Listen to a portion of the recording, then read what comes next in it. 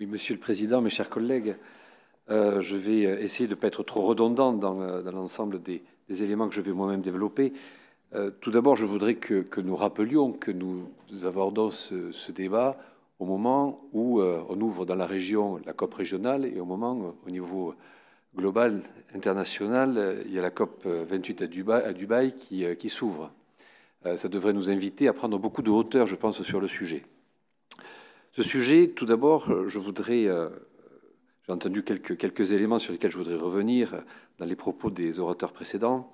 Et le fait, par exemple, que pour faire le ferroutage, il faudrait faire la LGV.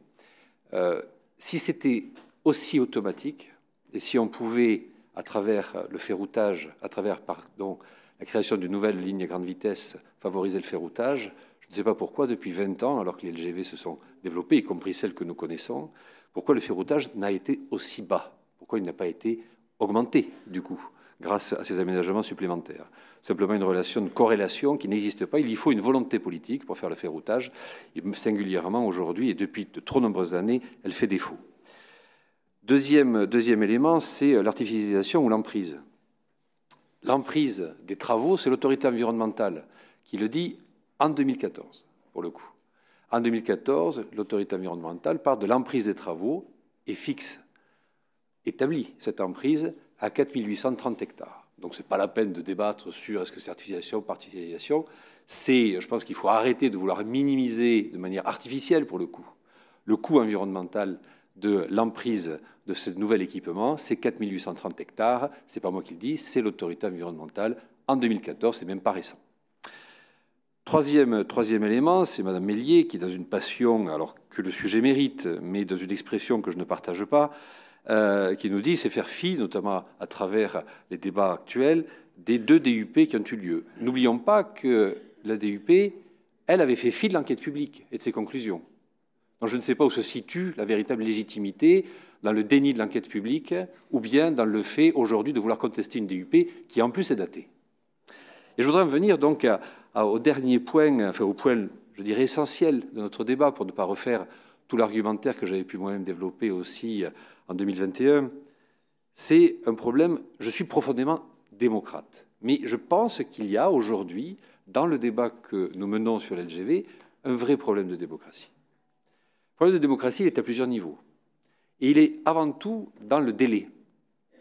Le délai entre les premières études, entre les premiers débats, entre les décisions qui ont pu être prises et qui n'ont pas forcément été suivies des faits, entre les annonces politiques, y compris gouvernementales, et le fameux en même temps auquel on commence à être un petit peu habitué, nous avait laissé imaginer en 2017, dans les propos du président de la République, qu'on se concentrerait sur les transports du quotidien, et puis quand Jean Castex est devenu Premier ministre, tout d'un coup, on a oublié cet aspect pour revenir sur la LGV. Je ne suis pas certain que ce en même temps-là soit des plus efficaces. Je pense que dans les délais, il y a aussi le fait qu'il y a une forme d'obsolescence d'un certain nombre des éléments qui doivent nous éclairer. Cette obsolescence, elle est mise en lumière de manière éblouissante, je dirais, aveuglante, par le dernier avis de l'autorité environnementale dont Pierre Urmic a donné les principaux éléments et que je ne vais pas rappeler. Incomplète, obsolète. L'étude d'impact qui devrait nous amener à avoir un nouveau regard sur le sujet, aujourd'hui, n'existe pas. Elle n'existe pas. Ayons-la, connaissons-la, confrontons-la. De la même manière, nouveaux éléments apportés par les parlementaires et dont je salue le travail de fond, même si je ne connais pas les éléments sur lesquels ils sont fondés.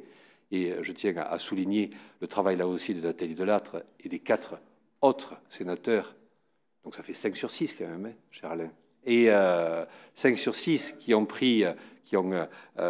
auditionné SNCF Réseau avec 3 députés qui se sont positionnés sur la question des AFSB.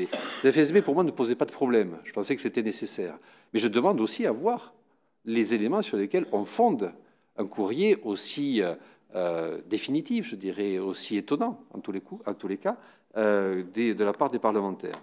Donc tout cela, pour avoir une démocratie mature, éclairée, il faut qu'il y ait un temps sans doute un peu plus court entre les décisions et qu'on ait une certaine cohérence et constance dans la décision, mais surtout qu'on accepte, quand les délais sont dépassés, qu'on puisse actualiser actualiser les débats, actualiser les éléments sur lesquels on doit fonder nos décisions.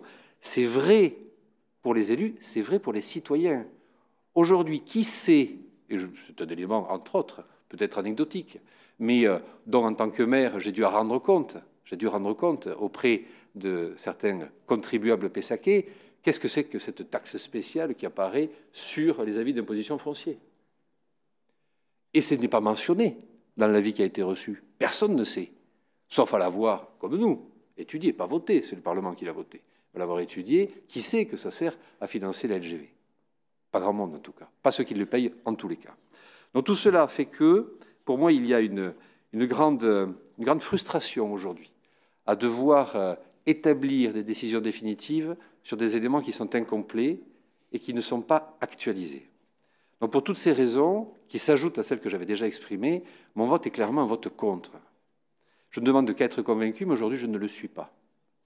Et c'est vrai qu'il me semble qu'il est nécessaire, dans un vote public, que tous les élus de cette métropole puissent prendre une position dont chaque élu devra rendre compte dans les mois et dans les années qui viennent. Je pense qu'il est nécessaire, pour que la démocratie soit totalement éclairée et transparente, qu'il y ait cette transparence, y compris dans les prises de position. Et comme le disait Pierre-Emerick tout à l'heure, certaines familles politiques sont traversées par des débats, voire des divergences. J'appartiens à une de celles-là et je l'assume pleinement. Je vous remercie.